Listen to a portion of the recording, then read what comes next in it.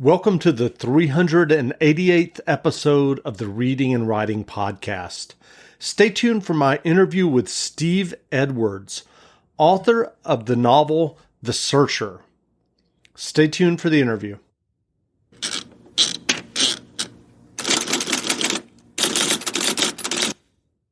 The Reading and Writing Podcast is brought to you by Libro FM. Libro.fm lets you purchase audiobooks directly from your favorite local bookstore. You can pick from more than 185,000 audiobooks, including bestsellers and recommendations from booksellers. You'll get the same audiobooks at the same price as the largest audiobook company out there, but you'll be part of a different story. One that supports your local community and your local bookstore. If you're new to audiobooks, they're the perfect way to get more books into your busy life. You can listen during your commute, while doing chores, walking the dog, or just relaxing at home. All you need is a smartphone and the free Libro.fm app. If you already love audiobooks and don't know what to listen to next, check out recommendations and curated lists from people who know audiobooks best, your local bookseller. Here's your special offer from the Reading and Writing Podcast. Get 2 audiobooks for the price of one today with your first month of membership with the code RWPodcast at checkout. This offer is only valid for new members in Canada and the U.S.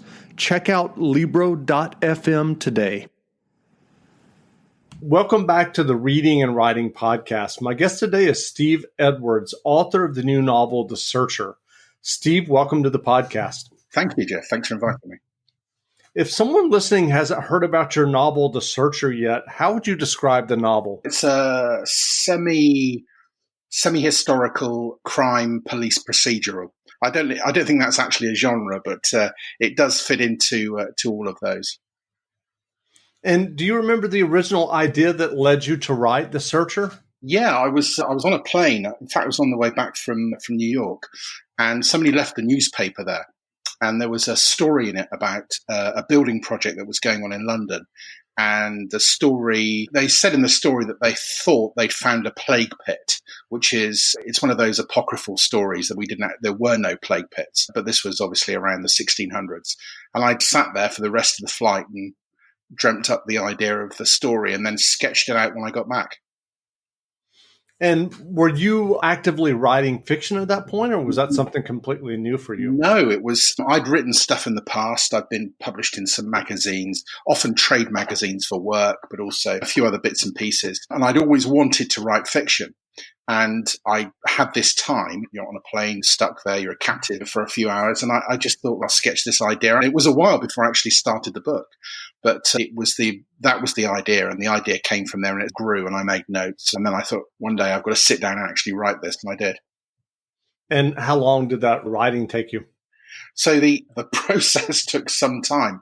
I'm not one of those people who writes an outline, but what I tend to do is to write notes, lots of notes, then try and put them all together. And I tried to be really organized. So I was living in the Netherlands at the time.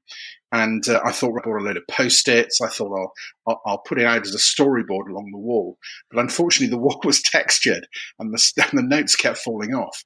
So I thought what I'm going to do is I'm just going to write the thing. And it just turned out that it took me about 9 months, 10 months, something like that. I know your novel spans 400 years of time. What kind of research did you do for The Searcher?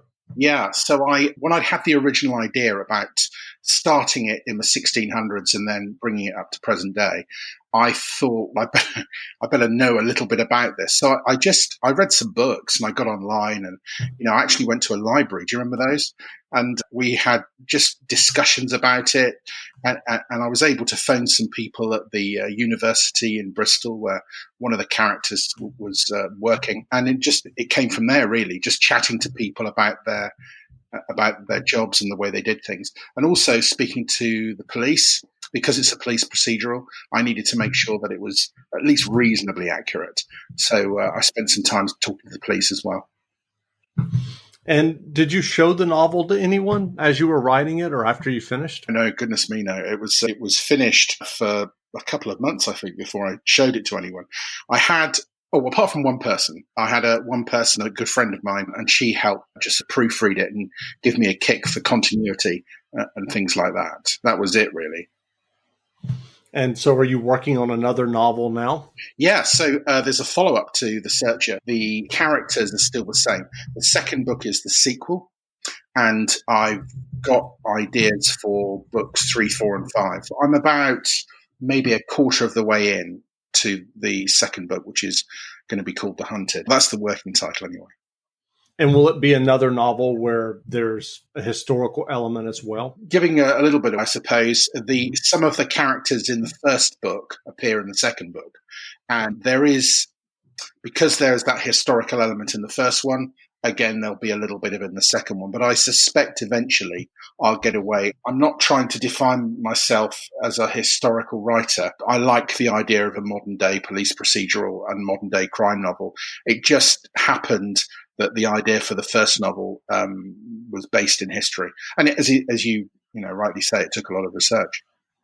Sure. So when you were on that plane and you found that article that kind of sparked the idea for The Searcher, who were some of the writers that you were reading at the time and enjoying? It's a funny thing. The first, it's maybe not at the time, but the first writer that got me thinking that maybe I'd like to write something one day is a guy called Ian Rankin, who's a Scottish writer. He has a character called John Rebus, who's a sort of detective and works for what is now Police Scotland.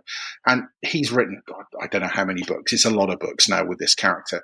And I love those books. And I started thinking about the Rebus character and what he likes. And this is the thing I think about literary detectives, Jeff, because they have a thing about them. And I was a bit concerned about this because I wanted Mark, my main character, is going to have some issues in the second book, which I think will shape his character a lot more. But I was a bit worried about the usual sort of tropes. The guy's a drunk, or he hates authority, or he's a bit curmudgeonly, or he crosses the lines, or whatever it is. But I think to start with, it was Ian Rankin and the Rebus series.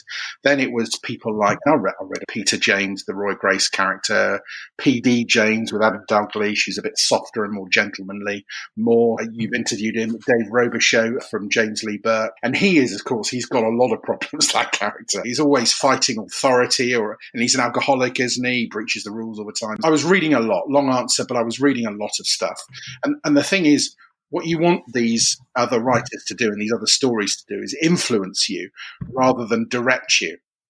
So I don't want to go a certain way. It'd be nice. Okay. Every writer wants to sell books, and it would be nice to sell loads and to be compared. It'd be amazing to be compared to somebody like Ian Rankin or Peter James or somebody like that. But you want the character to be a real character because he's your character, if you mean. And I think, you want them to, as I say, you want them to influence you. You don't want them to direct you. I think it was Starlight Express. Andrew Lloyd Webber said that he doesn't listen to music anymore because he doesn't want anything. He doesn't want to be accused of plagiarism.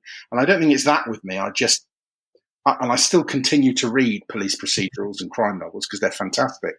But I want this character to develop into something unique, if that's not too arrogant. Do you know what I mean?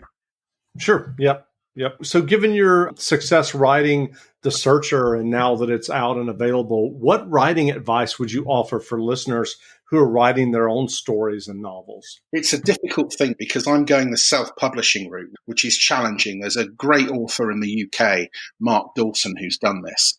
And I've taken advice from him. And you do end up with more control.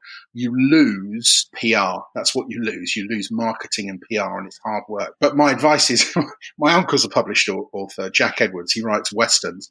He's written about 12, 13, I think. And he said to me, it's not a book until it's finished. You can go on courses. You can do all research about how to write. You can do all of this stuff.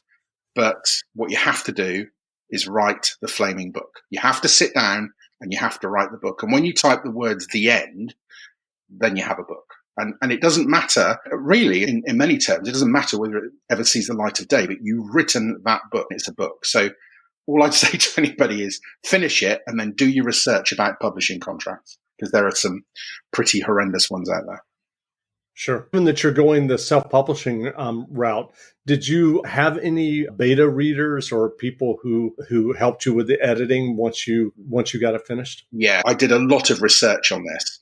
And so what I did is I found an independent, to not contradict myself from earlier, that's when I gave it to people and said, look, people I trusted, and said, be honest with me. What do you think of this? If it's a pile of, trash, tell me it's a pile of trash, because then I need to either give it up and take up, I don't know, Christmas tree decorating, or I need to revise it.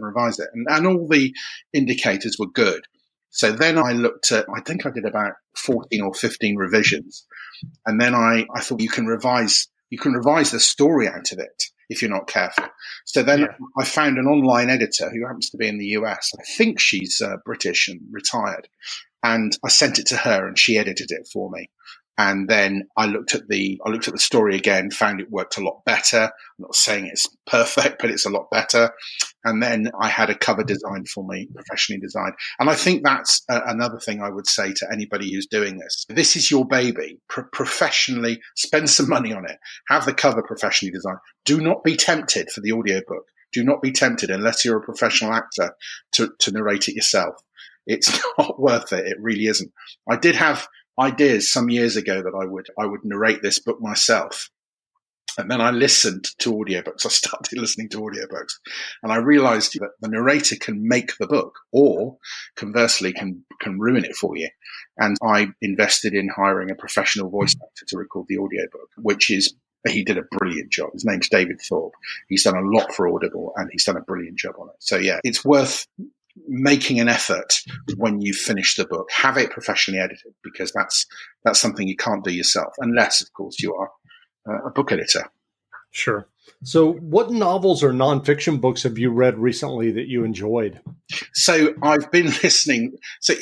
I've read some of these. I've had a lot of crime fiction stacked up on the nightstand, as you guys say, but I've listened to 2 autobiographies recently, one from Francis Rossi of Status Quo and one from Suggs of Madness, both of which are excellent, by the way. If you like music, these are great stories. I've got A Couple by Damien Boyd, his character D.I. Nick Dixon. They're stacked up, ready to read. And I've got the 12th, I think it is, in the John Milton series from Mark Dawson, ready to read. I tend to mix between non-fiction, usually autobiographies, and a bit of fiction. If you're into something a bit factual, the Mythos book from Stephen Fry is really good. And you always feel a little bit, I do anyway, always feel a little bit inferior. And you're being schooled when you're reading something from Stephen Fry. But it's very good stuff. And then keep reading. Every writer needs to keep reading. Sure. So where can people find you online if they'd like to learn more about you and your novel, Searcher? Of course they would, Jeff. They need to. What's that? I said, of course they would. They need to learn more. It's crimewriter.co.uk. And because the spelling of my surname is a little different, it's Edwards with an E at the end, D-E-R, it's easier to go to crimewriter.co.uk. You can find out a bit more about me, about the books that are coming, about the Searcher, and of course you can order it there. You can also get it on Amazon or on Audible. Great. Well, again, we've been speaking with Steve Edwards, author of the new novel, The Searcher. The novel is available now, so go buy a copy. And Steve, thanks for doing this interview. Thank you so much, Jeff. Real pleasure.